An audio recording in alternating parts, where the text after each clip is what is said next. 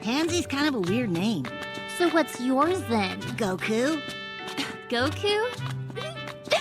I don't think you ought to be talking smack about anyone's name. What if Dragon Ball Daima continued and Dragon Ball Super took place earlier right after it?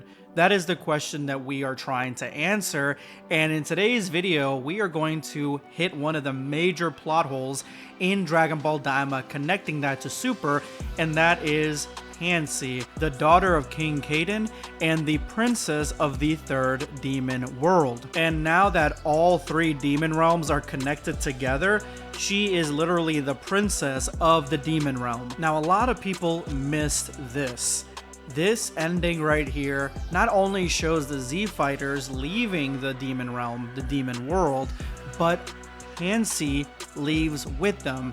Here she is waving for Vegeta, showing that she has actually some good history, some camaraderie with Vegeta, which is surprising because they didn't really have much conversations or interactions throughout Dragon Ball Daima. But she ends up leaving the demon realm, and this is a huge plot hole because we in Dragon Ball Super never ever see Pansy, obviously because she was created for Dragon Ball Daima.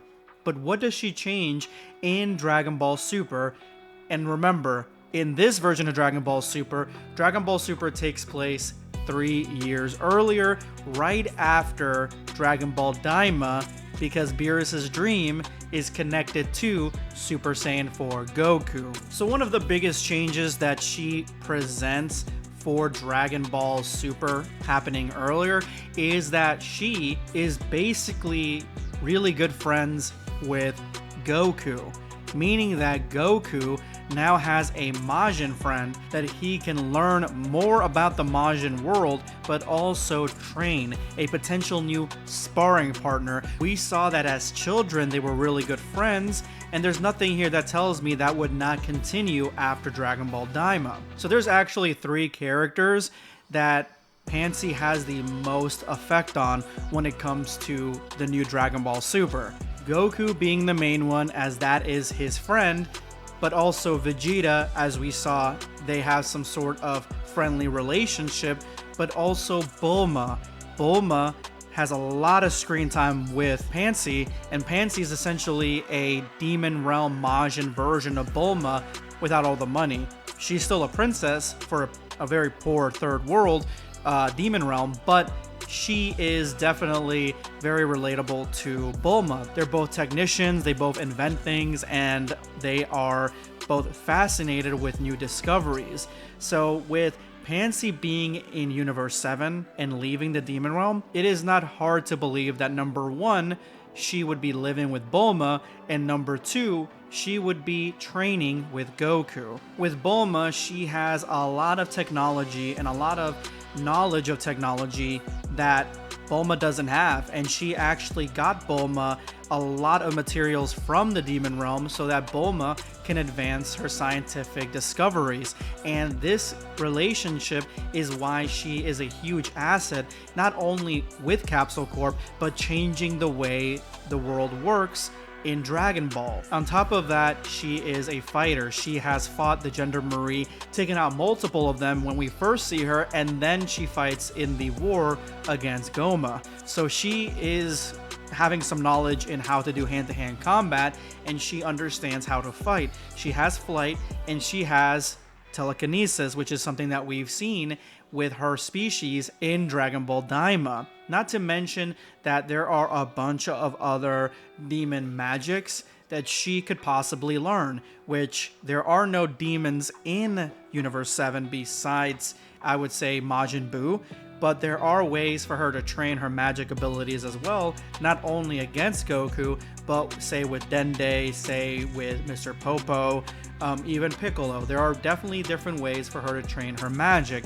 So she has a lot of potential with fighting, with magic, and again, with technology and her connection to the demon realm. Pansy would be the connection between Universe 7 and the demon realm, which is the original universes, and she could go back and forth between them to either bring supplies, knowledge, or just give us new enemies, potential enemies to fight, or new heroes to come to Universe 7. But also the fact that she's the one that found the extra evil eyes, so she would have some knowledge as to how they're used and potentially where they're at, which is something of a huge issue security-wise when it comes to somebody looking for the third demon eye to be able to gain as much power as, say, King Goma had in Dragon Ball Daima. Now, she is the same age as Goten and Trunks, it seems like, so the friendship right there is something that definitely could blossom into